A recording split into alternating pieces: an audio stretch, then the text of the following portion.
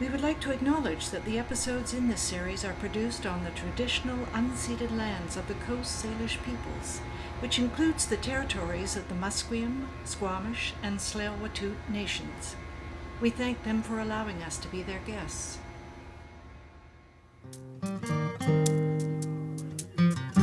I used to be ashamed when I first came to Canada and mentioned that I was from the States. I thought, you can be an immigrant, yeah, you know about this. Yeah. You can be an immigrant from Hungary, from Sri Lanka, from anywhere. Yeah. But you can't be an immigrant from the States. You're not a real immigrant. No, like what? You know, like come on. You know, how long are you going to be here before you go crawling back and so on and so forth. Yeah. But I came up in 1970, November of 70. Yeah. And I haven't gone back except to do some work once in a while and visit. You still have family? Some family living down in South, Yeah. But I came up to Toronto by mistake. When I finished art school at the Los Angeles, what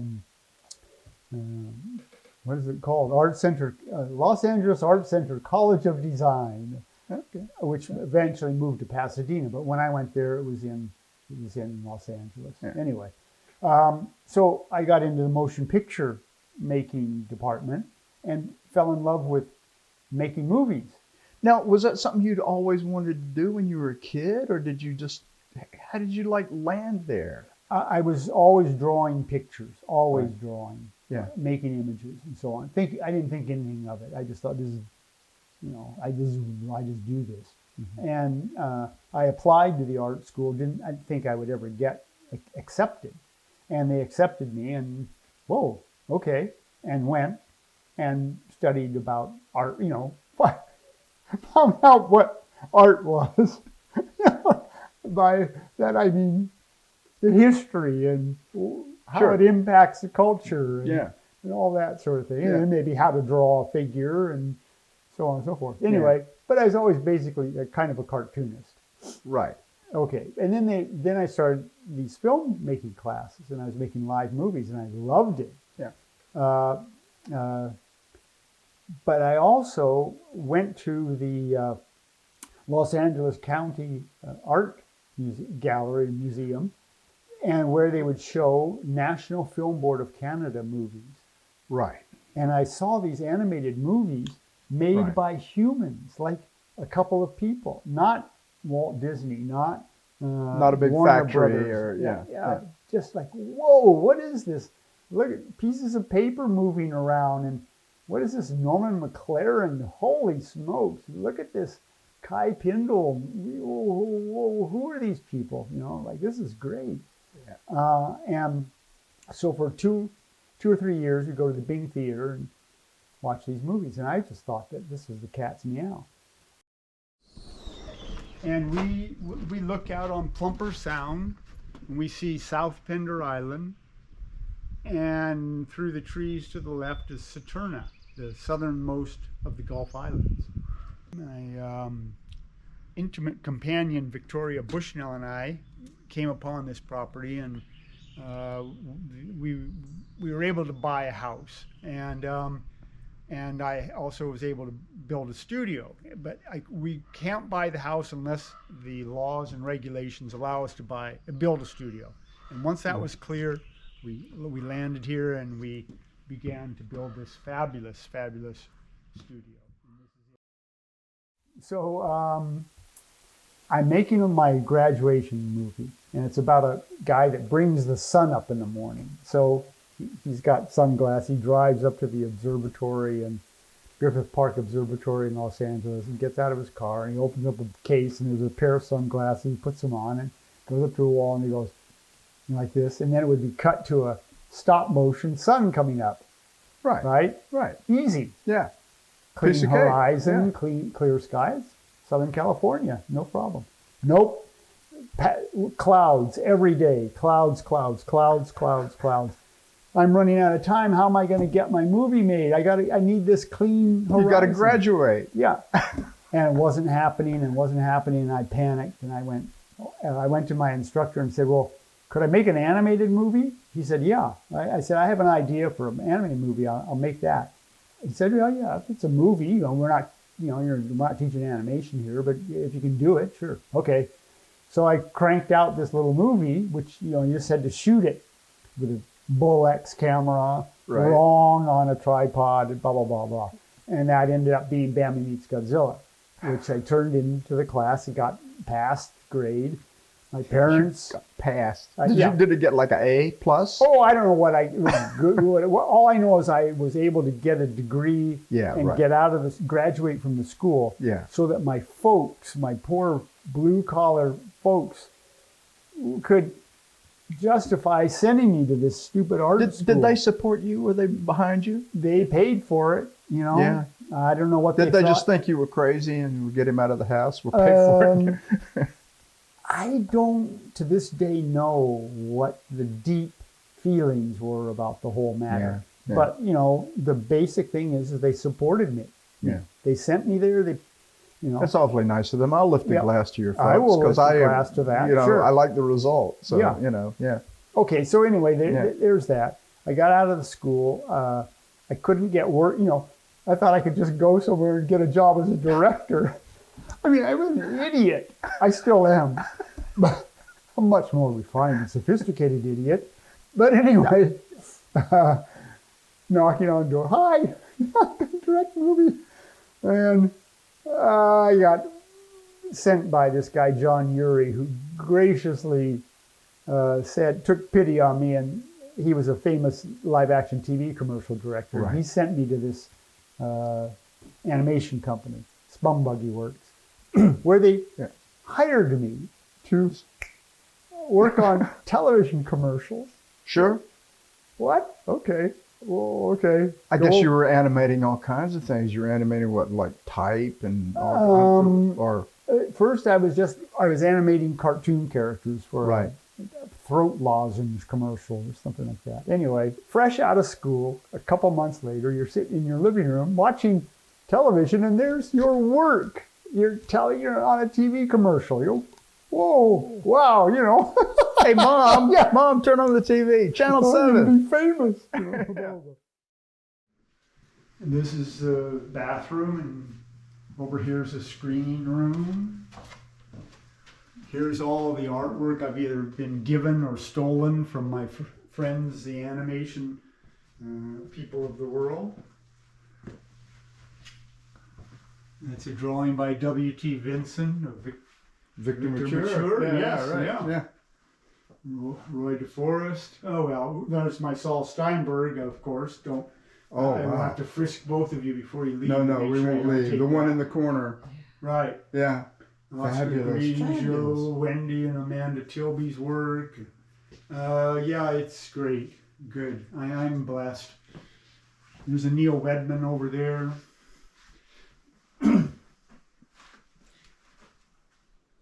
Yeah. Big time European animation festival. I was famous for a week. This was hanging 15 up minutes, right? in Rome, Italy. Yeah, great. Excellent. I'm getting all kinds of... So this is 1969, early 70s. Yeah. And there are brush fires burning all around Los Angeles. It's smoggy all the time. It's, you know, anti-war stuff's going on. Yeah. All of these things are happening. Like, you're born in 47. 47. Yeah, me too. Yeah. So, okay. 1970, you were like 23. Yeah. Yeah. Something like that. Yeah. A kid. Yeah. You know, who thinks he's an adult. You know, I've had things I on certainly TV. did. You know? Yeah. Okay, so I fall in love and marry this Canadian woman, ex-Miss Blue Bomber, and you know, life's good. And I'm thinking, wow, Canadian, maybe she can get me into Canada. I can go work for the National Film Board. Yeah. So I got a 4F for the draft. They weren't going to take me. Yeah. I was very sad about that, of course. Of course. And we packed up the Volkswagen van and drove to Toronto not Montreal. I should have gone to Montreal. Montreal is where the film board is located. Yeah. But I was too dumb to know that. No. Got to Toronto, went around with a portfolio, got work right away, was busy all the time, working, Yeah. all the time. Anyway, still didn't figure out the film board thing Right. because I was too busy, basically. Yeah. And then the relationship blew up, and I came out west to see a good friend of mine who lived in Vancouver. Right. And I spent a couple of days in Vancouver in '69 on a trip up from California, Vancouver, and then east to Winnipeg, because that's where Miss Blue Bomber's family lived. Right, Visit okay. them. Sure. So I saw a lot of Canada in a rapid fire driving. Yeah. Yeah. You want to look in here? Yeah, let's look in there. Yeah. Oh, this is Okay. So this is an unbroken, except for one book, stream of sketchbooks going back to March of 1983. These are the original Wow. drawings, right? Oop, there's some nudity there, so I'm going to close this up. No. We do nudity all the time. Oh, you do? Okay, well, that's good. Nice. Yeah, that's why I got into the film. Okay, that's very good. And these are published books using drawings from the original books, of course. Fabulous. And just, material. Well, here's animation paper. I still work on paper. I don't do digital animation. Anyway, okay, so you see Canada. You come out here now. Came out Yeah. west, yeah. Yeah. Thought, oh, what? This is nice. Nice town. Where is everybody? Like there are only about 14 people living here. So all right. I can't make a living here. I had freelanced to LA and to Chicago and did some work here and there, but got tired of that and just decided I'm going to make roots in Vancouver. This is a beautiful, great place. Wonderful city. Yeah. Or place. This area. I mean, we're on Main Island. I guess we Yes. should tell everybody where we are. We're on Main Island, which is one of the southern Gulf islands of British Columbia, and it's, to my mind, it's fabulous. They all are. Yes. All this whole region is just gorgeous. Particularly on a nice sunny day like today. So. Yeah, when the sun comes out, you think you're in Oh, yeah. heaven. Yeah. It's amazing. Yeah. Yeah. It's pretty nice. Yeah. Anyway, so I set down roots and tried to bring work to Vancouver. And this German accountant that worked for CP Air, which no longer exists, took me under his wing. He did freelance accounting and told me, oh yes, you should make a limited company. Right. I thought, what? He says, well, yeah, I'll do it for you. I'll set it up. It's going to cost you $200. And I thought, oh my God, where Big am I money. going to get $200? Big money back then. Yeah. So that all happened. That was like a key moment. Yeah. It wasn't something I planned. It was this guy telling me what to do, and I agreed to it. But anyway, that happened, and we set up International Rocketship. And just hung on and eventually did enough work that the news got out and people were asking us to do things. Yeah. And a bunch of very talented artists living in Vancouver and or migrating out from Sheridan College, the animation school in Toronto. That was the area. place, I guess, eh? Yeah, actually in Oakville, which is, what is that, west of Toronto. Yeah. Some of those folks came out and they worked with me, and we had incredibly talented people working for minimum amounts of money and doing some pretty cool stuff, which eventually made it possible for us to actually charge good money to make basically TV commercials. Then take those profits and make our little short movies. Right, sure. So that was the formula. Yeah. Is Sheridan still the place? If you're a kid, if somebody is watching this on YouTube, in some tiny town in Arkansas, and they're thinking, gosh, I'd like to be Marv Newland. Where should they go? Well, first, Marv didn't go to animation school. Yeah, no, I know, but I mean, now he that there learned to is animate one. in an animation studio that hired him as an animator. Anyway, Yeah. but Sheridan is still going, I'm certain, and they teach classical animation, and they teach it, I think, more or less in sort of the Disney style of. Let's talk about things. that. What that means. Let's Okay. define that for people who don't have a clue what, say, classical animation is. Okay, so classical animation is the animation that you would see in Pinocchio, or Bambi. Bambi. Yeah, that's absolutely classical animation. Snow White. Yeah, Dumbo and on up. And I think even Lilo and Stitch, you could say, is classical drawn 2D animation. And I'm not sure I'm sure they must have 3D and Well, they had things computer moving in and animation. out of camera, but they were always drawing them. It's fundamentally a 2D drawing, right? Yes. Yeah. It's flat. It's the process is flat. Yeah. And the illusion of dimension is given by camera movement and by how the animation is drawn and how it moved through the scene. Yeah. And they animate a drawing every frame, so 24 drawings per second. They have the characters run, and when they come to a stop, there's a cushion, and then they come back. There's weight, there's life, there's expression in their faces, so on and so forth, which is kind of disappearing in 2D animation because the computers, they'll draw something, then they'll just move it along with the computer and blink the eyes or something. If they want to turn the head, they... More Hanna-Barbera. Yeah.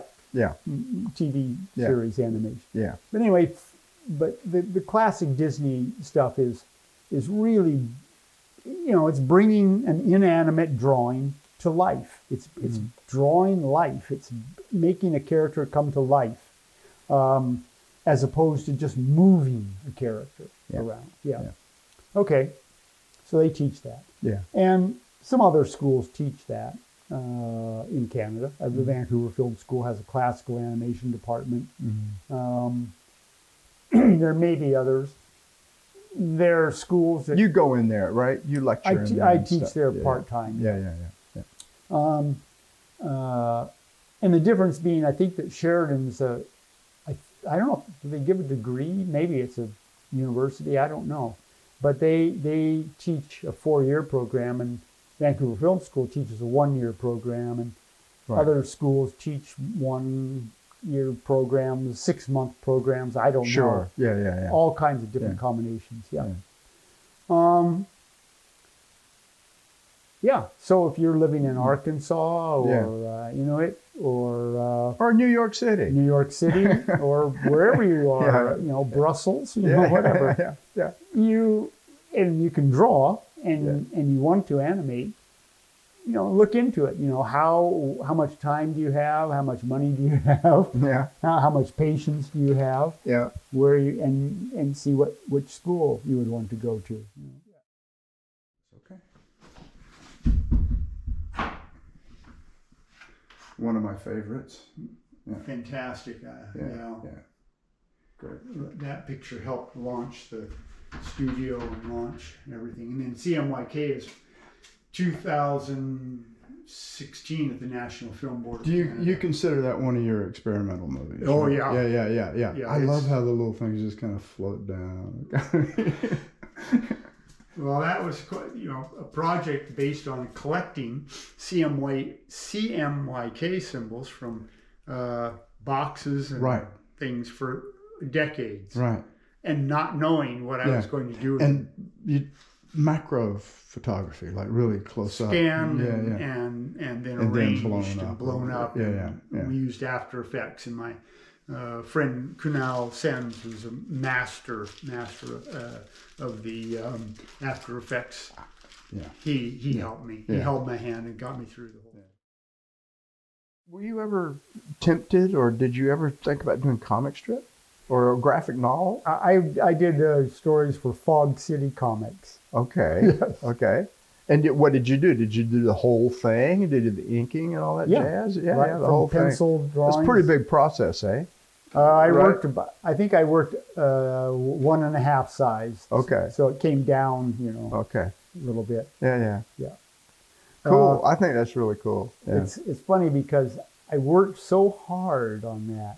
Yeah. And that's what it looks like. It looks like my stuff looks like I worked very hard. And I just, okay. Doesn't look easy. Animation, there's a latitude, Yeah. These aren't illustrations. These are 1/12 of a second, Yeah. Okay, and then it has to go here and here and here. Yeah. If you get the volumes pretty close, it'll work. Mm-hmm. Like, there's a lot of latitude. And you can have distorted drawings and end up on a nice drawing. Right. Yeah, right. So it's okay. Yeah, right. Yeah. No one's examining those drawings. They Yeah. just want to know Yeah. when the character stops, Yeah. looks around. So, yeah. Yeah. The main room. And this is where I do most of the work. This is an animation desk. And the latest picture that's being animated is here. Uh-huh. Here's animation paper. So it has little registration pegs. Right. And slightly transparent kind of, so like tracing paper kind Right. of, right? So Yeah. it has body to it, weight to it, so that you can, hold it. And it won't pencil line and suck so up on. the ink and...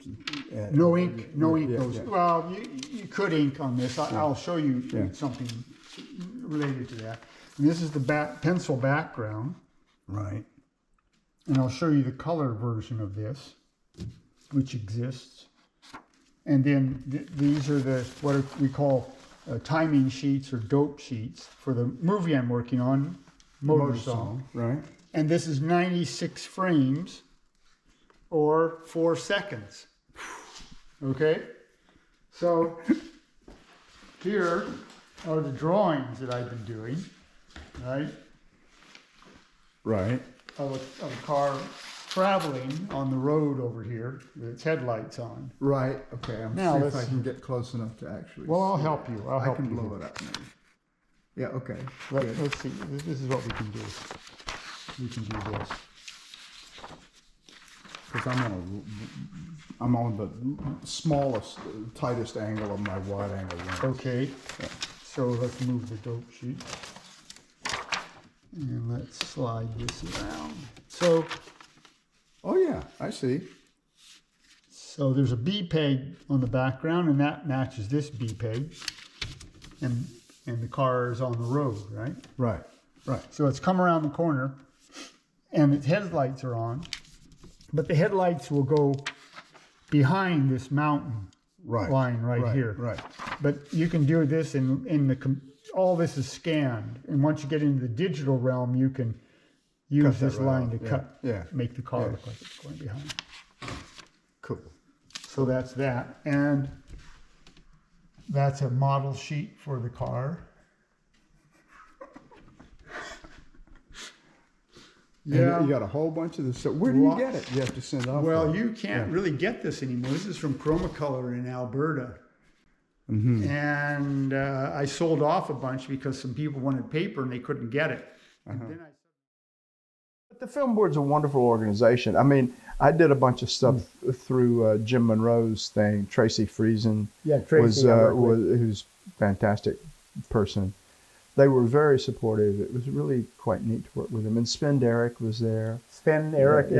Yeah. Really, really neat guy. He shot Sing Be Sing. Yeah. Oh well, he was really good, Yep. And a lot of people like that, Haida Paul, Ray Hall, a lot of people around town that were just super generous. It was an amazing Yeah. period of time Yeah. where people helped each other out. Yeah. And no questions asked. Didn't even occur to anyone to not, like someone would say, "Can you help me?" Sure. What do you want? What do you need? If I've got something, yeah. Yeah. No problem. You collaborate a lot with other animators, and I know there's the Anajam. Oh, Anajam, yeah. Anajam, which now, how often does that happen? Does that happen every year? Is it a yearly thing, or no. just when somebody gets it together? That was a one-off. I thought there were more than one. Well, there was. There was a picture called Pink Comcomer, made in 1991. Okay. I don't know if you speak Dutch or not. Not very much. Yeah. Pink's an English word, and Comcomer's a Dutch word. Okay, good. Comcomer is cucumber. Okay. So anyway, and where I teach at the Vancouver Film School, there's now a little what do you call it? Exercise given to each class where they take a character that I designed called Kiku, and the class does an Anajam with it. So everybody animates about 10 seconds. And do that thing where it's the last, they get the first frame and the last frame, or they get the last frame and then they go from the last frame. Well, instead of getting just one drawing, which is what the Anajam, the original Anajam artists received one drawing. Right. The students receive two because it has to hook up. Right. And in order to sort of control it, control the flow. Yeah, the flow. Yeah. We want to get, because they're little brief sequences, and if they come to the final sequence, then that becomes the next person's first drawing. So then it's seamless, right? Right. Yeah. You want to make it seamless, right? Yeah. With professional animators, you just give them one drawing and say, "This, you have to end up with this character full on screen, head to toe." And they'll do it. They'll get there. Right. And it might be more interesting because the professional animators will take your design and distort it in some way. They can't help it. Yeah. And that makes it interesting because then the next animator gets this slightly distorted version, even though they have a model sheet of what the character looks like. Right. And it impacts the way the movie works. And then, so the Anajam thing, there's some other people that spun off things. I worked on a thing called Candy Jam, which came out of Portland, Oregon. And they wanted everyone to do a sequence, but you had to use candy, some form of candy. I used M&Ms, but that was a live shoot. Yeah. Someone's leg had to be covered with M&Ms, and we had to get the M&Ms to go up the leg. To adhere to the leg. Yeah, frame by frame, with hot lights. Now that's a patient actor there, with the leg actor there. Amazing. Yeah. Stupid, anything. Yeah. I don't know. Yeah. Anyway, that was, but it's all based on the Dadaist game, the Exquisite Cadavers. Okay. Take me through that. I know I've heard the thing. So the 1920s Paris. Yeah. All these artists. Salvador Marcel Dali. Duchamp. Yeah. All these Dadaists. Yeah. And they would do as little work as possible every day, and then go to the cafe and get drunk. And there'd be 5 or 6 sitting around the table, and so they would take a piece of paper and fold it into 6 sections. Okay. And the first artist would do a little bit of drawing and fold back, hide that piece, and leave tick marks where their lines came. Right. Next artist takes and extends the tick marks, folds it back, hands it to the next artist. Yeah. So 6 people work on this thing, not knowing what comes before or after their sequence. Yeah. And then at the end, open it up and whoa, it's one image by 6 different people. And it was perfect because it was thumbing their noses at art. Yes, right. Yeah. This is art. Yeah. And we're made by 6 artists. Yeah. And tell me it isn't art. It is art. Yeah. And I love that concept. Yeah. This is from the Retention Department of Permanent Exhaustion. That's the name of the big picture. Okay. And there were different artists invited to do 1 or 2 minute segments for John's film. And compiled. So my segment I called Art Farm. And so it started out as pencil drawings on paper. Just like the These motor. were pencil drawings just on paper, paper. Just on animation paper. Yeah. Oh, is the real stuff here? Yeah. I'm going fast because. No. Well, it doesn't matter how fast or slow you go. It's too much. I mean, Yeah, it is you too have much. to come back and Very superficial. do a 10-part series here. Yes. So here's, I don't know if I'll probably pull out the least interesting, but this is back to that very nice paper that we held up over there. Right. And so all the pencil animation was traced back in color Right. with colored pencil, Yeah. right? Yeah. It's almost. It's probably almost animated. Actually, what you're doing Like right it. now is going right back to the very beginnings. I mean, we've got a flip book That's right. situation happening. Anyway, this is what I did. And it's not anything like anything I've ever done before, so it was lots of fun. Great. Where's it going to go? So like, what's the future for somebody? Not somebody like you, because you're like a senior artist. Yeah. Right. But like somebody who's kind of coming into this thing, and they're a bit of an artist. They don't necessarily want to work for Pixar or something, which might not be a bad idea to work for Pixar. But No. but they want to kind of do their own thing. What's the future look like for them? I know lots of people who make movies and like Bill Plimpton in New York. He makes shorts. Yes. He makes his own Amazing features. things. Yeah. Yeah. And Don Hertzfeld, who makes the Billy's Balloon and World of Tomorrow movies. These are great pictures. And I get the Criterion Collection, so I see them on that. There's where you could go. I mean, is my stuff Criterion stuff? I don't know. It ought to be. Well, Yeah. But I don't know how to get in. I used to know how to contact people because at film festivals they were there. Yeah, you could hang out with them. And you stuff, could go and talk to them and say, hey, do you want to run any of these movies on Channel 4 in England or on in Japanese TV bought stuff. I mean, we sold stuff in Argentina. Yeah. Yeah. I was in Brazil. And a lot of your stuff is not there's not dialogue exactly. There's sounds and things, right? Yeah. That's on purpose. Yeah. Bravo. Yeah. We made it's called International Rocketship. Yeah, exactly. Yes. Right. Yeah. So it's not like Arkansas Rocketship. No. We want to work for the world. Yeah. Good. Bravo. I know the old moviola. Yeah. Okay. So Stephen, I remember this. Stephen, you were on this screen. Get out. You were on this screen because this moviola was used to run the dailies for the Gray Fox. Oh, I owned this studio. I mean, I own this studio. I own this moviola. Man. To make Sing Be Sing in circa 1978, 79, right? Yeah. And before I could start using it, I got a phone call from the Gray Fox people saying, Marv, we hear you have a 35 millimeter moviola. Oh, yeah, I do. Frank Irvine. Yeah. Yeah. Can we rent it? Yeah. I said, well, yeah, I need it for my movie I'm going to be making. Well, we won't have it for very long. Oh, well, okay. So they rented it, and they had it for like months. Yeah. Months. Sure. So all the stuff went through here. Wow. Through the soundtrack and the picture, right? Gee whiz. How about that? And That's great, man. I still have That's great. I still have That's it. terrific. Yeah. So whenever I walk by that, I look to see if you might be there. But yeah. Marv, I'm stuck in the box, Marv. Yeah.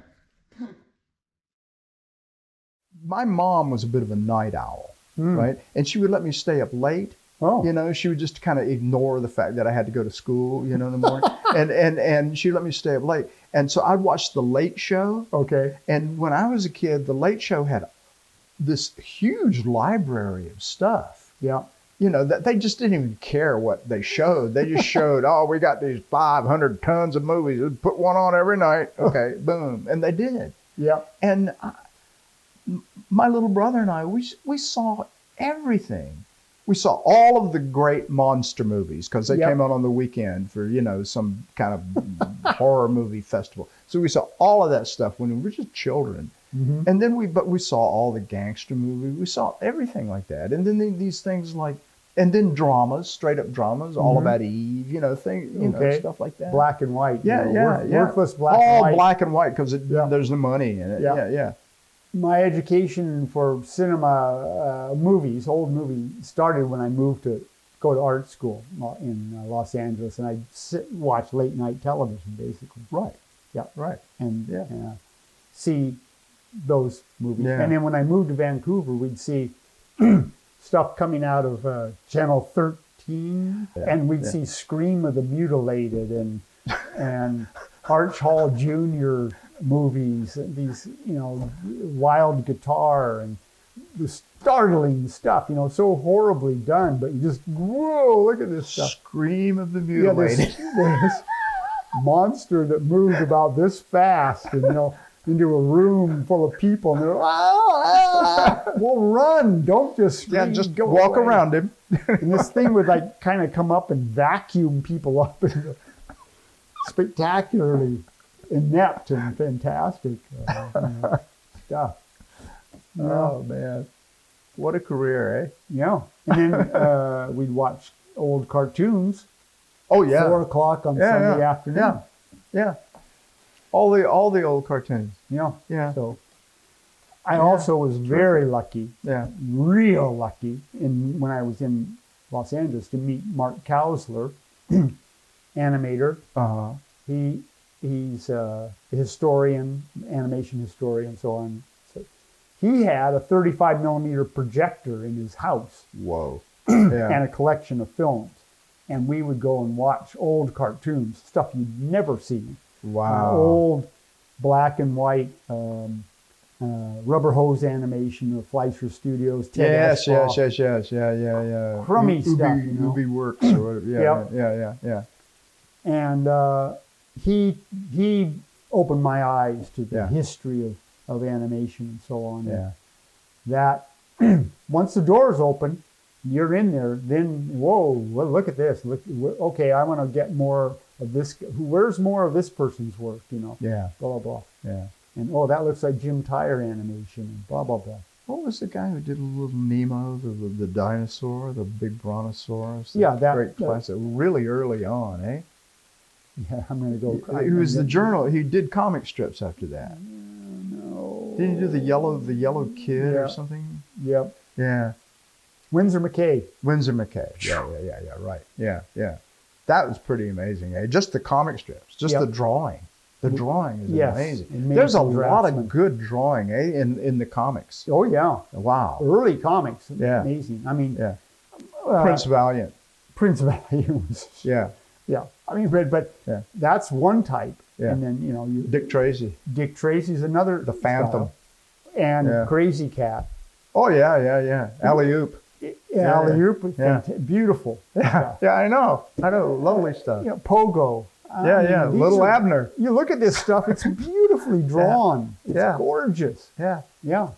And Crazy Cat, George Harriman, I mean, that guy's my absolute hero. Yeah. Those stories are Yeah. so deep. Yeah. Levels of things going on you don't even realize, you know, like they're about marijuana and they're about behavior of different, it's deep stuff. Yeah. And I don't know if the general public cared. Well, the thing is people don't care unless they get the opportunity to see it. Yeah, You know, if you see it, you can get turned on by it. yeah, You know, if you hear about it, if it's available to you, you can go, wow. You know, but if you just never see it, yeah, you know, you think, oh, it's like only being able to eat white bread, yeah. right? You know, oh, what's this stuff? This bread sure is dark. Yeah, it's called pumpernickel. What? I don't know. Yeah, Looks dirty.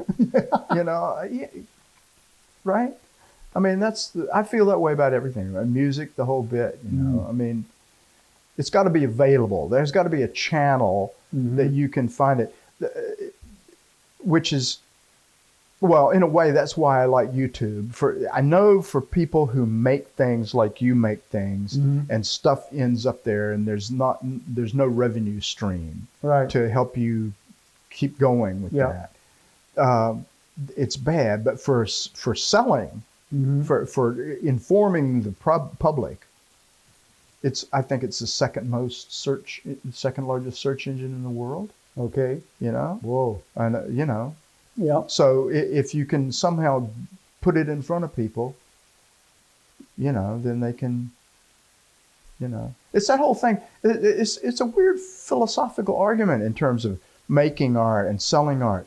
Is that whole deal where they were talking about when Napster was happening and people were ripping off music? Yes. Right? Yeah. And you're saying, well, yeah, I don't get any money for it. That's true. You know, people have a library of like, now we're sitting here looking at a whole bookshelf full of CDs, and there's more and more and more. But you know, people who burn stuff buy stuff. Yeah. Too, right? Yeah. Which I think was a missing part of the kind of equation there, because you'd get turned on to somebody and you think, I want to own that. I want to own a good version of that. Yeah. You know, I want to own the vinyl. You know, and the concert version, and I want to see it live and everything like that. So, you know, I think it's part of it's like taxes. It's like you pay taxes, you give your art away, it's taxes on your art, you know? I don't know. That's good. I don't know, That's man. a good way to look at it. You know, I had a glass of wine, I don't know what to say. You know? Anyway. I love life, you know, and I love people, and I love art, and I love all that stuff. I genuinely do. This isn't bullshit. No. And I'm not going to get enough of it, you know, ever.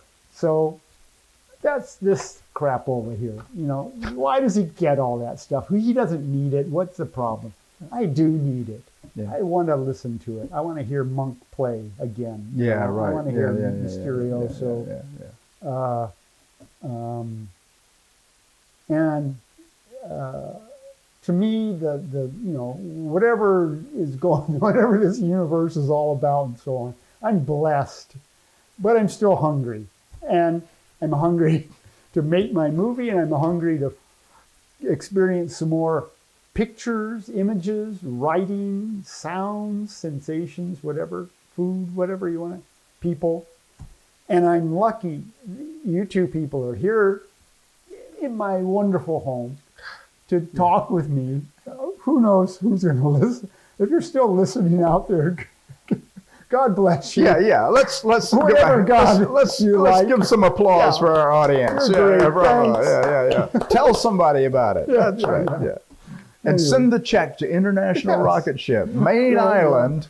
Yeah, if you have a $10, just put it in an envelope. No one's hacking envelopes. It doesn't have to be $10. No. It can be $2. It does just whatever you can spare. International Rocketship. Okay, we'll wrap it up. That's right. Great. You can edit that. Oh yeah, I edit jump that. Cut it. That's going to be fun. You said that it was luxurious. It is. And I don't know that it's exactly luxurious, but it sure as hell is comprehensive. And you've got, you know, it looks like you've got everything you need here. Do you ever find yourself needing something and you can get it now? Or you got it, right? You got all the tools at your command? Pretty much. I sometimes, I think I'm very well organized, but I sometimes go looking for something and I, you know, tear my hair out because I can't find it. Mainly because I'm supposed to be organized. But all the things I could just like put my finger on immediately are never required. They're never requested. They're never asked for. It's always something like, Marv, do you have that? I think I do. No. It's such a fabulous workspace for anybody. Yep. I mean, it's really great. And here's everything up here, right? Yeah, these are film elements. Now, these are just the things I have to have in case I want to make a digital transfer. Yeah, right. Some of these things haven't been digitally transferred, so I hold on to them. How many films have you made? Personally? Yeah, personally. I think I'm over a dozen now. I think I'm at Oh, you're 13 or something like that. And you produced other people's Others stuff. for other art. And I know a lot of your stuff is at the U of T and the archives. And, Lots of this stuff yeah, and artwork, yeah, color art, Yeah. pencil drawings are all at the University of Toronto's archive. And so, yeah, I carried that stuff around, paid storage rent for years and years. Right. Why? I Right. don't know. But then suddenly Yeah. they were interested, and I thought that was a good I idea. think it's fabulous. I Yeah. really do. It's an amazing body of work, you know. Well, yeah, I guess. Yeah, no, it is. It's fabulous, and particularly in a, you know, I mean, look at here. Look, everybody. Oh, okay. Look, there we go. There,